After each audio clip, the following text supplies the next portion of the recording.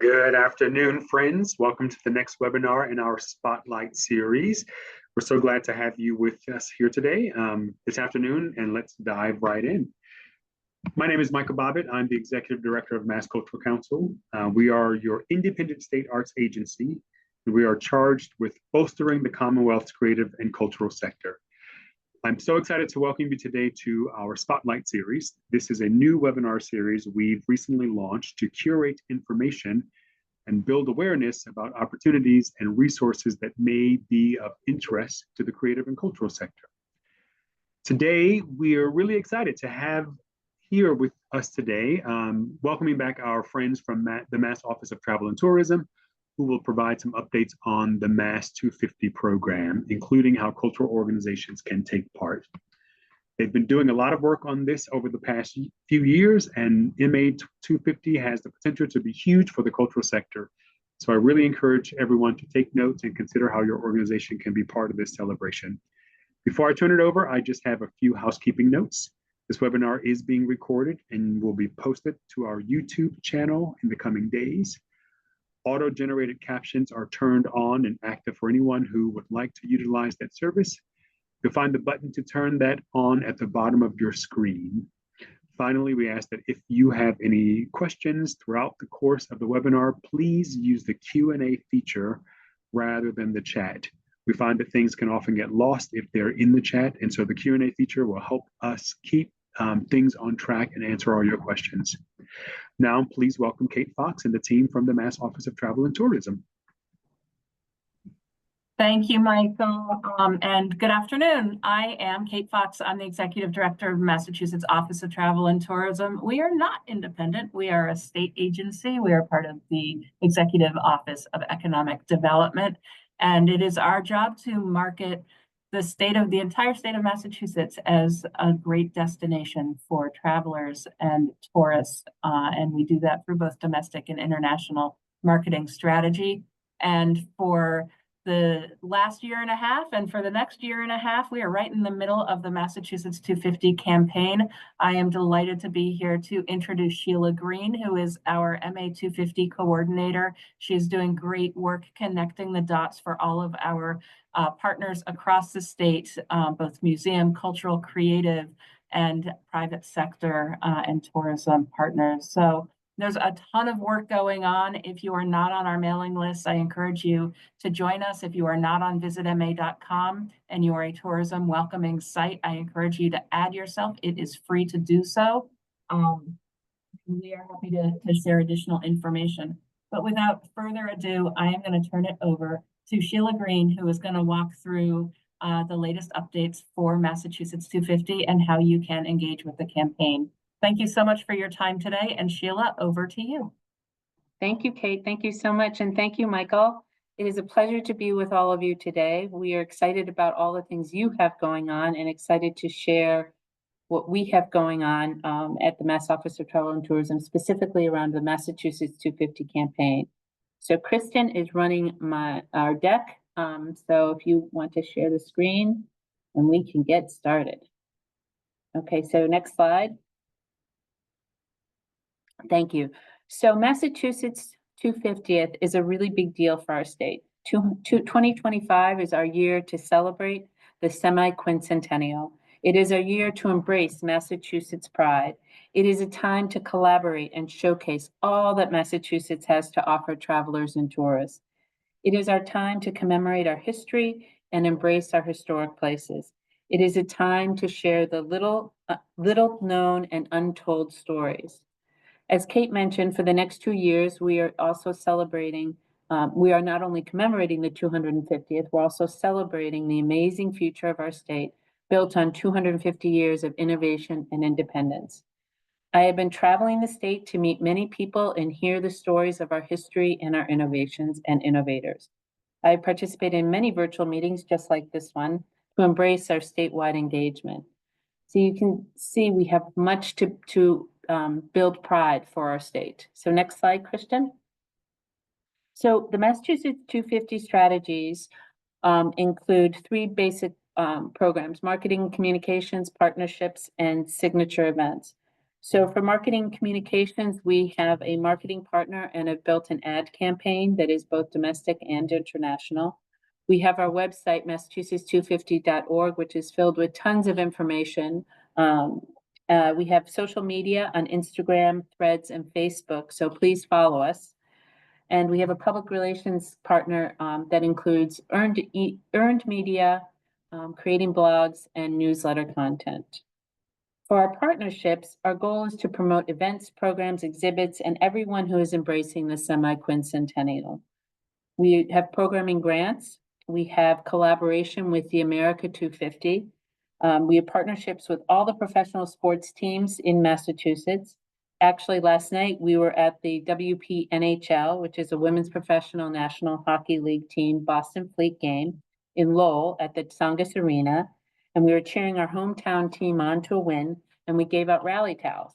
So it was really fun, really engaging to have all these people attending such a wonderful game and engaging so many new people as we do every day. Signature events, as many of you know, we officially kicked off the Massachusetts 250 with a launch event at the State House with the governor and lieutenant governor in September. We are planning a large public event for July 2026, but there's more to come on that. Now, next slide, please. So our partnerships. So we officially kicked off Massachusetts. Wait, did I skip it? Oh, sorry, I did. We also are working with the Massachusetts 250 Commission. We've created an executive committee, which was formed in January to engage the corporate community. We have secured partnerships with all the state's professional sports teams. As I mentioned, we had a fleet game last night. We have also secured partnerships with the following media organizations. For print, the Boston Globe, Yankee Magazine, El Planeta, National Geographic, Traveling UK. For broadcast, we have partnerships with WBUR. We're doing a series of 16 mini podcasts that'll represent the many different regional tourism councils across the Commonwealth. We have a relationship with NBC 10, WCVB, Channel 5, or ABC affiliate, and WGBH. Next slide, please. So the following are big historic dates from the American Revolution in Massachusetts to note. Leslie's Retreat took place in Salem a couple weekends ago. It was a big reenactment. It was great economic impact for the city of Salem, with hundreds of people who came in to see it and then visiting the different museums and sites and restaurants throughout the city. The next big reenactment will be Patriots Weekend in April. It'll be in Lexington, Concord, Arlington, Lincoln, and Carlisle. Each of those towns have different pieces that will be happening throughout the Patriots Weekend, which will begin on April 18th and go through to Monday, April 21st. Then in May, we have the Battle of Chelsea Creek, which will be remembered in Chelsea and East Boston. Revere is also involved. So these communities have come together to create a commemoration for the Battle of Chelsea Creek. Then in June, we have the Battle of Bunker Hill. So in Charlestown, there'll be the Bunker Hill Parade, followed by a big reenactment of the Battle of Bunker Hill in Gloucester the following weekend. So the last 2 weekends in June will be a lot of activity around the Massachusetts 250 and the commemoration of the battles that took place for the American Revolution in Massachusetts. So the fact that Charlestown and Gloucester too are working together as communities to commemorate our history is another example of how communities are working so closely together over the next couple of years. Then in January through March 2026, there'll be a reenactment of General Henry Knox Artillery Trail from the New York border all across the state into Boston. Reenactments will take place in Greater Barrington, Springfield, and several other towns before reaching Dorchester Heights on Evacuation Day, March 17th, 1776, which is when the British finally left our port and opened our port after it had been closed for 2 years. And then, of course, the signing of the Declaration. So July 4th, 2026, the whole United States will be celebrating America's independence. Next slide, please. So to bring all this together, we have created a number of programs for you to embrace the semi-quincentennial These programs are designed to market and promote what you are already doing. So, for example, Museums 250 is a great program. We have museums from across the state that are participating. What each museum can do is place an MA 250 sticker by an object, piece, or exhibit that represents the American Revolutionary period, or it could represent a first or innovation. Visitors will know that piece that has our MA 250 logo represents the Massachusetts 250 and the semi-quincentennial. We will post all participating museums and historic sites on our website under Museums 250. So when visitors go to our website, they know that they can go to a particular site to see pieces from the Revolutionary era. We've also excited that we launched a new program in February called Massachusetts 250 Lunch and Learns. We've created a series of 30-minute noontime virtual meetings for anyone to attend. The speakers include a historian, executive directors, a preservationist, museum curators from various museums, a member of the Mashpee Wampanoag tribe, and so many more. Our next Lunch and Learn is on Tuesday, March 11th at noon. And our special guest speaker next Tuesday is Kayla Coleman, the Executive Director of the New England Museums Association. I talked to Kayla earlier this week, and she just got back from Washington, D.C., and she's going to share some of what she learned and the impact on museums. We also have the previous two Lunch and Learns, which included Dr. Noel Trent from the African American Museum. And those you can see online. So they're posted online. You can watch them on the YouTube link. These events are easy to register. You also just click on the link to register, put in your name, and you're all set to go. You can even register right up to the time that the event starts. Also, if you have a speaker you would like to recommend for this series, please reach out to me and let me know, because we are open to adding more speakers all the time. And the more diversity we have in the representation, I think it'll be more impactful. Another program that we've created is called Revolutionary Weekends. This is currently a work in progress. Our intention originally was to have communities create Revolutionary Weekends, but we've turned this into an opportunity to create travel itineraries to celebrate revolutionary attractions, restaurants nearby, and accommodations in different communities that go across Massachusetts. So it's an opportunity to bring people to your communities and experience what you have to offer. And then we talked about the General Henry Knox Noble Train Artillery, the signature event. And then in the summer of 2026, of course, in addition to the FIFA World Cup, we have Sail 250, which is the Sail Boston, coming to our harbor. It's a wonderful international event that brings thousands of visitors from all over the world from these ships to our shores and into our city and beyond. So that's a really exciting event that we all want to embrace. So next slide, please. How to get involved? Well, I have very exciting news. I'm happy to announce that last evening, our next round of MA 250 grants was launched. So you can find the application link on our website at massachusetts250.org, and it's a submittable application. This round of grants will be for $2 million. The amounts for funding will range from $5,000 to $100,000. The grants are, once again, for programming and marketing for things that represent our history and the 250th anniversary of the American Revolution in Massachusetts. Grant applicants must also provide information about how the funding will impact travel and tourism in our state. The deadline for these grant applications is April 11th. So we look forward to all of you participating. Last time we did the grants in September, we had 172 applicants totaling $8.9 million. We were able to award 37 grants for $1.5 million. So we know it will be a competitive grant process, but we encourage all of you to participate and be creative, and look forward to your engagement and hopefully funding your programs. So that's very exciting. So the other thing I want to encourage you to do is sign up for our emails on our website. Also very easy to do. All you have to do is plug in your email address. And through that, you'll learn about announcements, about the grants. We're going to be hosting a grant webinar on March 12th for all to participate who have any questions about the grant process. And you'll get newsletters and other information. So next slide, please. This is a wonderful example of the Mott campaign called Made Possible, Sparking the Imagination. I love this ad. I would like each of you to be creative in commemorating the semi-quincentennial, our history of the Revolutionary Era and the many firsts that came from Massachusetts in the last 250 years. Next slide, please.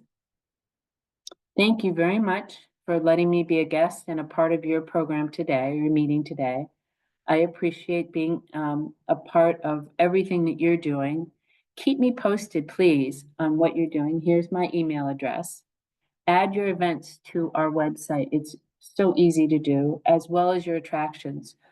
We have a lot of people visiting our website, and we want everyone who is planning to come or within Massachusetts to know about your attraction that they can come visit. And with that, I will take any questions that anybody has. Thank you.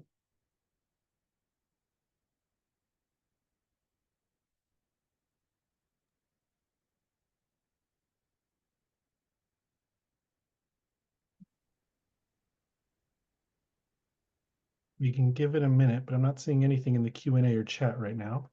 Okay.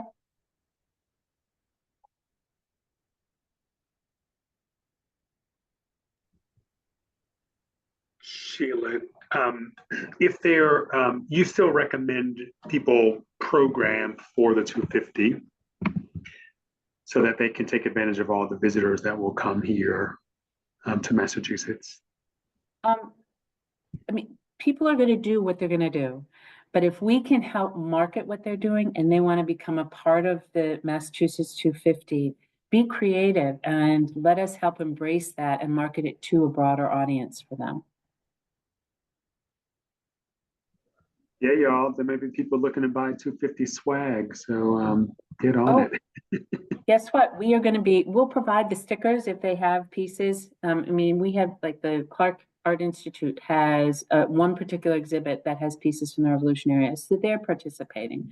I mean, and then there are more obvious museums that are participating, but it could be a historic site too. And then another exciting piece of news, we should have our Shopify shop to get sweatshirts and t-shirts and things up on our website by end of day tomorrow. But for this program, the museums program, we'll provide the stickers, and they look like this. Very nice. You can just add to a plaque, we want to make it as easy for people as possible and embrace what everybody's doing to get the word out. But they also may be able to create their own swag and stuff in their shops and things like that. And then we encourage creativity. Yes. And I know there was something about telling all the stories of our history versus just focusing on the Revolutionary period. Do you want to say a little bit about that? Sure.